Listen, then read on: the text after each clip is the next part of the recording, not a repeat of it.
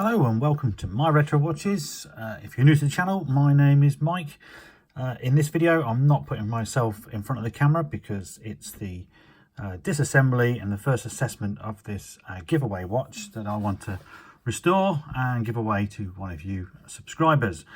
So rather than waffle on in front of the camera first, I thought we'd just get straight down into business. So you are looking at the watch in front of you, and of course it is in quite a poor state. I did mention in the initial announcement video that obviously this bezel is broken and I'd got a spare case, and here is the spare case. I've already removed the bezel and here it is. It has got some dents in it, so it will not be perfect. Ones like this I'm not going to get out, but I'll try my best to make this look as good as possible. So hopefully all is not lost, but the main focus on this video really is to make an assessment of the inner workings of this, what's good, what's bad, and really, can it even be salvaged, because that part I don't even know yet. So without further ado, we're going to start with the removal of what's remaining of the bezel, and I'll take the acrylic dial off and reveal what's below. Okay, so I've just realised as well, I said that it was an acrylic dial. It's an acrylic crystal, not acrylic dial. I do have to laugh sometimes at the things I say when I'm trying to talk to you guys. So to remove the bezel, I probably can do it with just my fingers, to be honest with you. And it's just going to come off straight away. And thus, so is the dial. I'm going to call it the dial again, so it's going to be one of these type of videos. So there we are. Now we can see what's going on inside there, and this is why I didn't think that all was lost, because it reveals a dial that you could say is tarnished. If I get a bit of Rodico and we dab that, I think that dial is going to clean up quite nicely. Now it's missing its Seiko badge, and it was in the initial video. I do remember seeing it rattling around, so it's either fallen out when I've moved it around on my bench, or it's still in here somewhere. So hopefully we might find that in a few moments. Otherwise, don't worry, I've got a donor. The noticeable thing is this inner bezel. I don't know what you'd call it exactly. And that, I've just noticed the Seiko is just here, look. Should be blue and it should be red. And the red is tarnished. And I don't think that will clean up. However, again, we'll have to live with what we've got. I will probably clean these with more Rodico off air, or else the video would be very long, because it would probably take me quite a while to repair that. But back on with this. So far, you are now seeing what I kind of sneakily saw before I started to consider this as a giveaway. Just the sheer fact that, you know, sometimes the dial tarnish is deceiving, and clearly this one has, I don't know how, but has managed to get lots and lots and lots of dust on it. So, you know, when it comes to me cleaning this, I will clean it. I will do some photographs and some before and afters, rather than trying to do it sort of live on the camera. Now, I've also got the microscope set up, so because the aim of this video really is to attack that movement, strip the movement down, and see what condition it's in there. And I'd like to put it on the microscope a little bit and show you again the inner workings, and maybe we might even see what's made it stop. It's probably pretty obvious it's going to be dirt, but it could be also a failed part. So stick around. The next bit, I'm just going to turn the case over and remove the movement itself. So here we are, I've just turned it over. I've put the crystal back on just for a moment. just leaning on it so we can have a look at the back with the case back off. And as you can see, there is quite a lot of corrosion on the rotor here. That will either clean off or I've got plenty of spares. This particular movement is a 6309, so it's a very popular and widely used Seiko movement. I've got dozens of these in parts, so we should be okay. But of course, it would be nice to use as much of the original watch as possible. The rotor does feel quite free there, and I will remove that first of all because it gets in the way very quickly. And it's just a simple unscrew, remove that, and the weight comes off. Funnily enough, I see this sort of tarnish a lot on the Seikos that I buy that have come from humid climates. So I buy a lot of, I'm not going to say rubbish because nothing's rubbish to me, but a lot of things from the Philippines and that direction. And I think the humidity gets into these, and whatever they make the counterweight from corrodes differently to everything else I've ever seen in a watch. However, we will try and clean that up, and again, for the lucky winner, you'll either have the original rotor or you'll have a different one. So just getting this closer to the camera, I think what I'll do first of all, we'll remove the crown if it will come out, and I'll get the movement out, put it in a movement holder, and then the first investigation will be a quick one onto the microscope. So to remove the crown should be just as simple. If I can see it, I haven't got any magnification at the moment with my eyes. The crown does feel quite stiff, but there is a little button, for want of a better word, that you press in. There we go, and that comes out. And what we see again is corrosion on here, but the stem doesn't look too bad. It's going to need a thorough clean, this is for certain. So I'll just remove this off air, put it in the movement holder, and then come straight back. Okay, forget putting on the microscope for a moment. I just thought I'd better remove the dial. So I've just quickly took the hands off. To remove the dial, we should have some screws. There is one here, and there will be another one somewhere else, I think there. So you just need to loosen those off, but not take them off. This one is particularly corroded.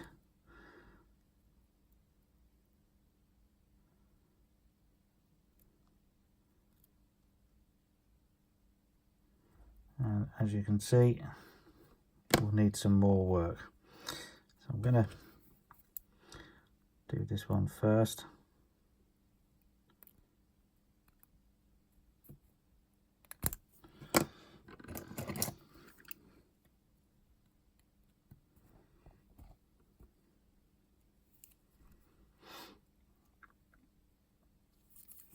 And again, I'm just using the camera rather than any magnification, so I can't quite see if there's even a slot left on that screw. So just bear with me one moment. Okay, so I found the slot after scratching some of the rust off, and I've loosened it, as you can see. Bit tricky, but at least it's saved. Again, I've got more dial feet screws, so I'm not too worried. So once the two screws are loose, the dial will come off like so, and yet more dirt underneath, but don't worry, we will try our best to clean that up. And to be honest, I think the dial will be okay. So a quick look at the calendar works here. Straight away, nothing obvious. Again, just dirt that's got in there, but it all looks in pretty good condition, to be honest with you. So now I will put it in a movement holder, and we will put it on the microscope and have a look at the motion side and just have any clues to see if there's anything obvious we can see. Right, so we're now under the microscope, and we're looking at the die shock jewel on the top of the balance wheel. And again, Obvious bits of dirt, obvious bits of corrosion, bit of surface rust there. So it certainly looks, you can see the jewel there's got a lot of dirt in it. There we go. Let's focus that in a bit more. Now obviously once I take all the cover plates off the top here, all the bridges and things, we'll actually see the inner workings and see how bad it's got in. This sort of tarnishing doesn't necessarily scare me at this stage. Again, it's all about the functionality of the watch, and of course I've got others waiting in the wings, so if I don't think this is suitable at the end to give away, I don't want to give anybody a problem, do I? So if it's not suitable, of course I've got something else in mind. So okay, now I'm going to go back to the bench and we'll start the proper strip down. We'll do the calendar works first and then we'll move to the motion side. Right, just quickly before I start the dismantling, certainly in the Facebook groups I've been asked a lot about this particular movement holder and what is it and where do you get it? Well, I was fortunate. I got given this by a friend of mine who had no use for it, but it's a vintage. I'm just going to take the movement out. It's a vintage movement holder called Pioneer. It's British made, and you rotate this and it moves the jaws in and out. It looks pretty cool how it does that. And then underneath it has this screw, and that tightens it and locks it all in place here so you can't move the jaws again. And I find that very useful. Sometimes it's a bit harder to put the movement in because I'm so used to using the Bergen movement holder that trying to get into a new tool can be a little bit difficult. Like I've just done there, I wind it the wrong way a lot. So we're just going to tighten that nut underneath, and then that's, I was going to say that's solid in there, but it's not. So I'll just quickly put that in properly, and then I promise you we will start the strip down. Okay, here we go. So the first thing to remove is the C-clip, which is in the middle here, and that's this little brass clip. And you look for the gap, which is here. Take a very thin screwdriver and you want to gently start to prise up. It's sometimes good to have some Rodico ready because it will spring occasionally. Sometimes it goes far, sometimes it doesn't. In this case it's okay, and I'll just Rodico that out of the way. And then equally the day disc I can just pick up like so and remove. And initially, again, looks okay. All you can see is lots and lots of this, like almost like sand, just dirt. So we now need to remove, there's got two cover plates on here which are actually holding the date ring, and it would help if I have the right size screwdriver.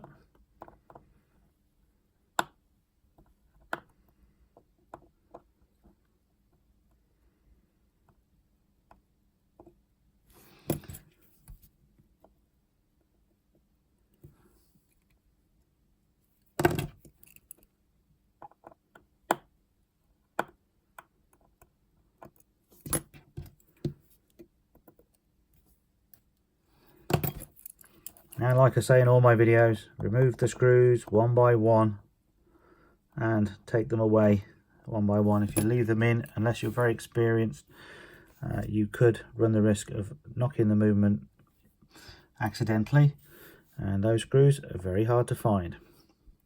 So there we are, there's the first cover off, and then we move around. Now it looks like we've got two screws here, but this particular screw is for another component underneath.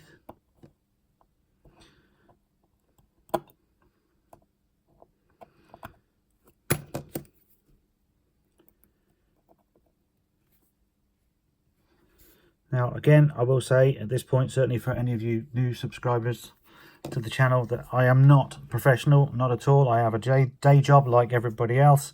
This is just my obsession stroke hobby. I'm showing you how I do it. Might not necessarily be the right way, but it's how I do it. And of course, if you want to have a go yourself, then this is a good way to learn and kind of follow along with me a little bit. So this is a spring here, and this is the date jumper spring. It has a bit of a tension on here. These can sometimes jump straight out, sometimes they stay in place, and it's good to take the tension off them. And I just hold it a little bit with some pegwood,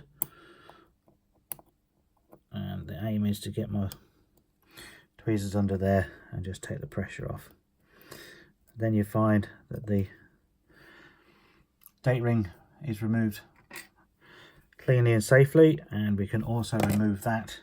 Sometimes they're a bit stubborn, and the watchmaker's best friend, a bit of Rodico, is not going to help.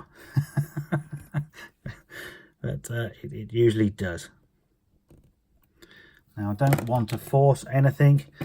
Forcing a part to come off is always going to end in tears. So you can see there, I tried to lift it, it didn't work. So I just put a screwdriver gently underneath to gently prise that off. So now we're looking at the inner works. We have the hour wheel here. This is all to do with the date and day wheel change. So where it changes at 12 o'clock, this is the mechanism that controls that. And then all of this complication over here is the keyless works, and under there will be the minute wheel. So I'm going to take the keyless apart first of all, and always looks scary on a 6309. I remember the first time I was looking at a 6309, I thought, wow, that looks pretty complicated, but realistically it's not all that difficult at all. We have one screw. Oh, actually, sorry, I need to remove this component first.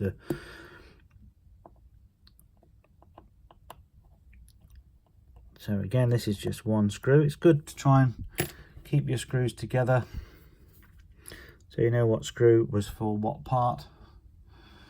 I'm just laying them out here at the moment, but I have a tray that I put things in. Now already you can sort of see what I'm getting at. Everything comes out as one piece. So we'll remove this part,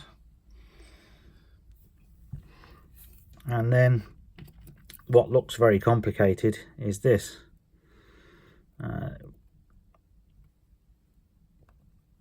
Which is really part of the setting lever.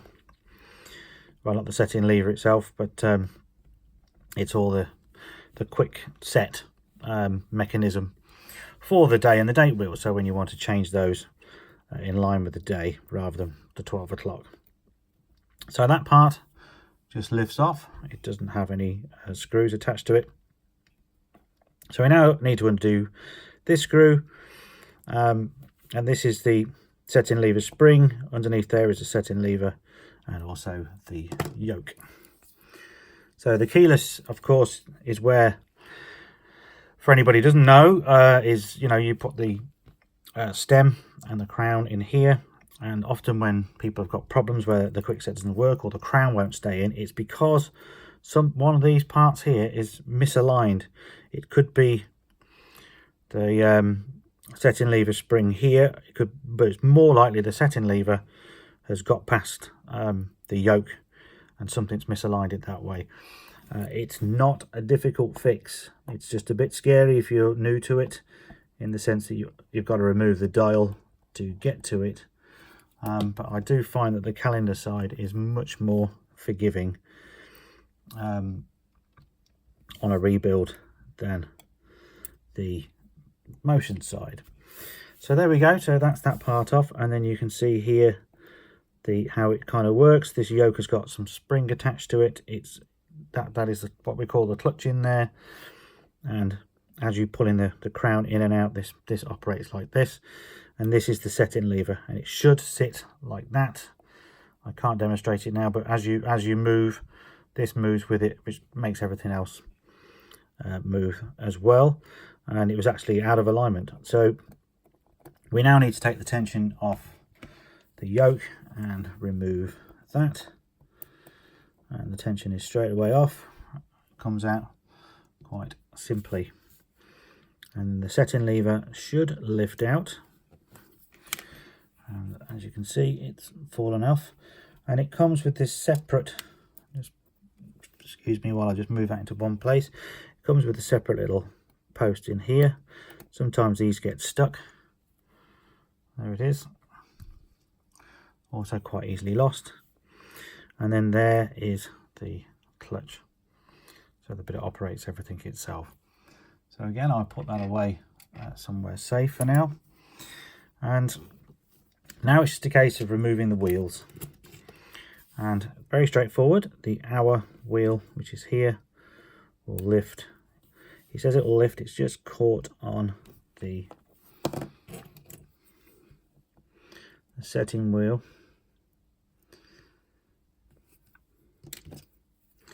Of which I should have really moved into position before I started taking it apart. Now I'm trying to think on my feet here of how I would remedy this. Of course, the obvious answer, why am I just waffling and wondering? Just remove it. Honestly, don't know what got into me then. So we just unscrew that. Now I have to keep this. This is one particular screw you've got to keep separate because it is slightly different to the rest. And it'll only fit in there. Or always be taking photos if you're trying to do a 6309 or any movement to get this set correctly. So this lug here always butts up against that. Once you know that bit, you can't really go too far wrong. If you get it in wrong, then the issue you'll have is that the date won't change properly. This is a little intermediate wheel, and as you see on the bottom of it, it's got two separate gears, and that's how it drives and changes. So again, we'll move those. And now, finally, we can remove the hour wheel. Now, I'm obviously not putting this bit on the microscope. I don't really see that it's worth it at this moment in time from what I can see so far. We will scan the main plate when it's completely stripped. It'll definitely worth having a look at that. This here is the minute wheel, and I'm just going to remove that again with a bit of Rodico. It's easier, safer. I'm not going to scratch it or damage it. And then the nylon wheel there also. So that is almost the calendar side. We have the last bit, which is the cannon pinion, which is that bit sticking up there. And there are special tools for that, which are very expensive, or you can use your fingers if you've got enough fingernails. I've got a heavier pair of tweezers. I grip it sort of around the shaft a little bit and pull up, and it usually comes straight off as it has now. You always have to be a bit careful because this is the fourth wheel. That's not the pivot, that's not the right word. But anyway, the second hand sits on there, so of course you don't want to damage that because otherwise the second hand won't sit on there. So there we are, that's the calendar side stripped. Reverse it over now, and we'll take apart the movement side. Okay, turned it over. Now it's time to do this side, and the first thing I'm going to remove is the balance because I like to get that away safe, and I will remove it and then I'll put it immediately on the microscope. We'll have a quick look at that because we want to make sure, or have a check to see how good the coils are. As a damaged hairspring would mean the watch would never run unless we either fixed it or we replaced it. So it's held in by one screw, and then all I'm going to do is come in with my tweezers and carefully try to lift it out like so. Okay, so I'll now put that straight on the scope and we'll cut to there. Right, okay, we're looking at the bottom pivot, and it doesn't look too good, has to be said, but that could be just a lot of dirt, and I think it might be. Trying to look at the very point of it, it's certainly not broken. So we'll see. The actual, let's just zoom in. So the coils themselves, which is usually my main worry, look okay. Oops. Sorry guys. The coils look nice and centric and they look okay. So I'm not too worried right now. Again, this thing is going to need such a thorough cleaning. The cleaning is probably going to take absolute hours to do, but let's see. So far I'm not too worried. If I was seeing the coils all messed up, I'd be, you know, okay, let's just replace it. But right now I'm hopeful we'll still be able to use this part. Right, so back on to this side, and we now need to remove the automatic framework. So this is all the part to do with the how it winds the spring. So the rotor sits on here on these on this thing, and these bearings move, which drive the magic fingers or the pull levers, which drives this wheel. It always moves it in one direction regardless of which way the wheel works, the rotor works, and that will wind the intermediate wheel, which is thus winding the mainspring. So it's really, really clever technology, a really well thought out idea, which I probably believe they still use today, because I've never serviced a modern Seiko. I can only surmise that they're still using it.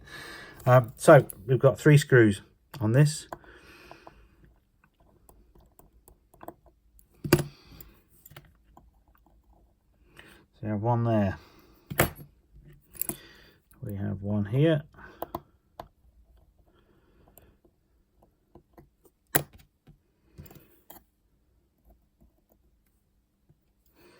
And the final one over here. Now sometimes the top bit, oops, it took the words right out of my mouth. I was about to say sometimes the top bit might spring off because the pull levers, which you will see now here, still have a bit of tension on them.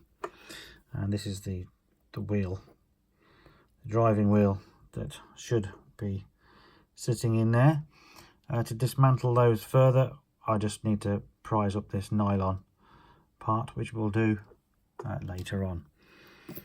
So straight away, I think I can see what has stopped the watch. I'm going to cut to the microphone. I'm going to cut to the microscope now and show you. So we are looking at the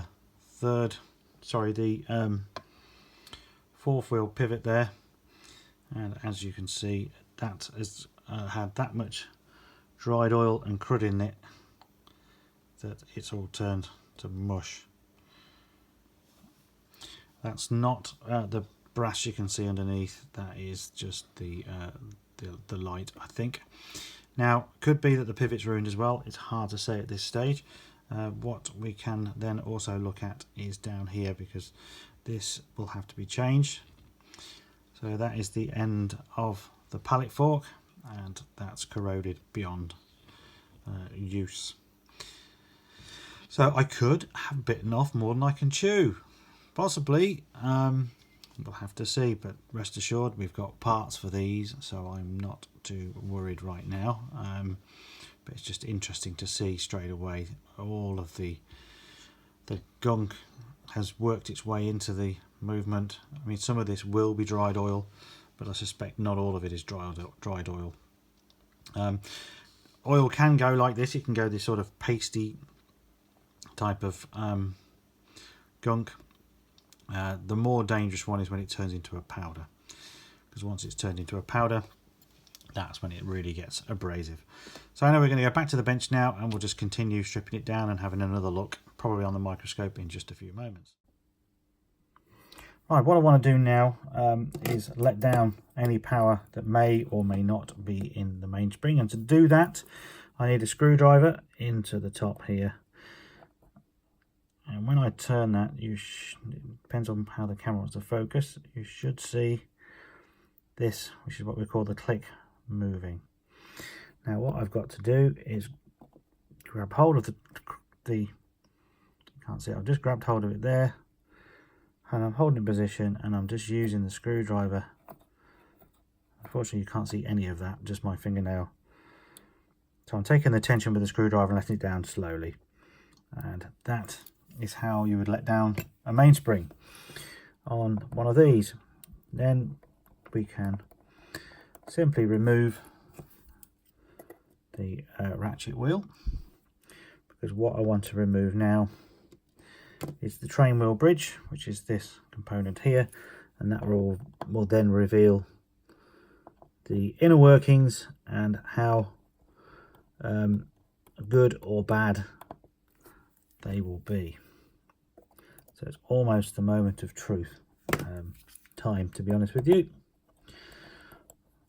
I'm a bit suspect as well because these screws are awfully loose, which would indicate that someone might have been in here already. And what I found with watches like this is you do this, you get into the heart of the watch and find out there's loads of parts already missing because somebody's taken them out. So the train bridge should just easily lever off.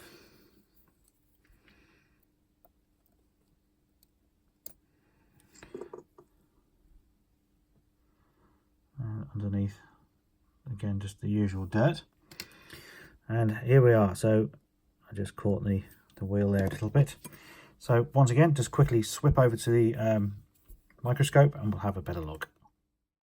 Right, we're looking at the fourth wheel pivot there, and I'm not that happy with that. I will run it through the cleaner just in case, but I'll probably also throw a spare in there just to be doubly sure. The third wheel just underneath there, looks like it's just got a bit of oil on it, so that could be okay. And we're looking at the top of the escape, and apart from dirt, I've recently seen a lot worse than that. If you look in my community tab, you will see a photo that I've done recently of more or less the same movement, absolutely gunked up. So we look at the escape wheel itself. It has got some, hard to say whether that is corrosion or just dirt. It possibly could be corrosion. The escape is such a vital part that if I feel that that is no good at all, then I will straight away change that. And again, of course, we're back to the pilot fork. So, right, and the top of the barrel is equally in a horrendous condition, but you will be surprised at how well things do clean up. What I'm looking for now around the rim really is signs of wear, and if it had got signs of wear, it's difficult to say with this whether that's dirt or wear. They tend to wear through the plating and show a sort of a browny goldy type metal, and that would indicate that the barrel itself, I can't think of the word now for some reason, but the hole it sits in and underneath will be out of round. It'll have worn, and so the balance is then the barrel is moving rather than sitting flat. It's sort of moving off and rubbing on things. Other than that, that's okay. The click, I'm just looking at the click here. These usually go. They tend to get rust on them, and because they're just a thin part, they tend to rust away. And to be honest, it's pretty good. So once again, back on the bench, and we'll finish the disassembly. Okay, so pretty straightforward from here on in. The click will just lift out from its post there. And equally the fourth wheel, because we've removed the cannon pinion, will also come out. And as I'm suspect of that, we will see in cleaning how we get on. The third wheel, once again, straight out. Doesn't look too bad on the reverse. And the barrel, just get my bigger tweezers. The barrel will lift out. It really does look like there's some rubbing, but it honestly, it could be just dirt that's travelled all the way around, which is what I'm more suspecting it is. And there you can see again more dirt. You always get dirt under the balance. Why do I keep calling it the balance? I'm making a real hash of this video. The barrel. This is usually, you know, a high wear area. You put a bit of oil on there, and this is what it tends to do. So now we just need to remove the bridge here to get at the center wheel, and this is just held in by one screw. Just a point, actually, another one. This on a Seiko, this particular screw is flat. A lot of them are slightly domed and polished, and this one isn't. And you want to make sure that you're putting the correct screw back into the same hole, certainly on this particular part, because if it's domed, the components on the top that are in that area could touch it and wear into it, which is not desirable.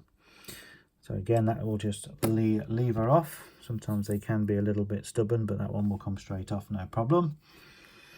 And then I also then need to remove the pallet cock to get at the pallet fork.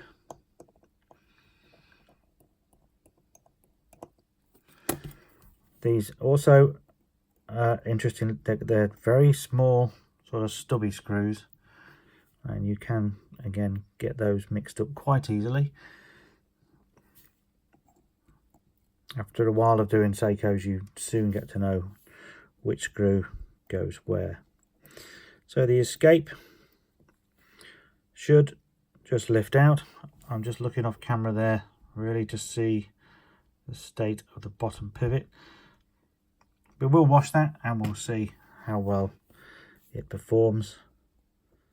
The pallet fork itself, as far as I'm concerned, is going to go in the bin. And then the center wheel will just pop out like so. And I'm just curious to know what that is. I'm going to leave it there. We're going to put it under the microscope now. We're just going to have a quick look at the main plate itself, examine the jewels, see if any of them are cracked or broken, and then we can conclude the strip down video for the giveaway. Okay, so the foreign object that I saw just when we removed the center wheel, it appears to be, I don't even know what that is. It looks like it could be almost a ball bearing, doesn't it? So I wonder what that's from. Don't recognise it as a part of the watch, to be honest with you, but you never know. But then equally you do find some strange things inside watches. So at the moment I'll just move that out of the way and we can get on with the examination. So what I'm looking for here, just to zoom into the jewels, is to make sure that they look okay. And apart from the dirt on that one, that looks fine. Down here, that's an amazing amount of dirt for the third wheel pivot. And maybe I'll just get my pegwood and just give that a quick once over. And to be honest with you, I think that will be okay. Again, very dirty, but that one looks okay. The pallet one also pretty good. That is the pivot hole for the balance. So the balance goes through there, and there's the die shock jewel behind it, and it looks absolutely full of crap. So that's not a good sign either. Yeah, so we've covered all the... No, there was this one as well. So yes, so we've covered all the jewels there. I'll quickly flip it over and we'll look at the other side. Okay, we're on the calendar side now, just having a quick look. So this is the die shock jewel, or the shock jewel really, for the balance again. So we've just looked at the other side of that and it was full of gunk. And you can pretty much see the gunk on this side as well. That's the bottom of the jewel, which has got full of dried oil. So I'm hopeful that that will clean up. And then, like I say, we've already examined these jewels, but just wanted to see the other side just in case there's anything we've missed. Everything looks reasonable there, and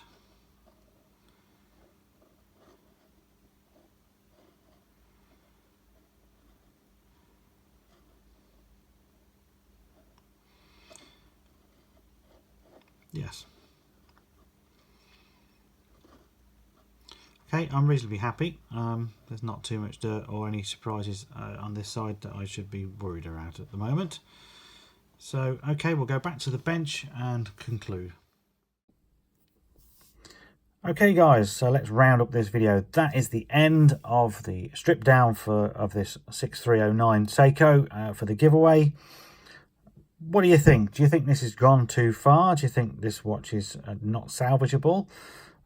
Shall I pick another project and work on that? Or do you think I should challenge myself and try and see what we can get out of this first? I'm hoping it's the latter, really. I relish the chance of cleaning all this up and seeing how good or bad it is. I'm sorry, it's a bit different to my normal videos. I think I've sort of fumbled through this a little bit with the way I'm talking. It is very ad hoc. I'm just doing this as we go along, and of course I make some mistakes on what the parts are called and things like that, so forgive me there.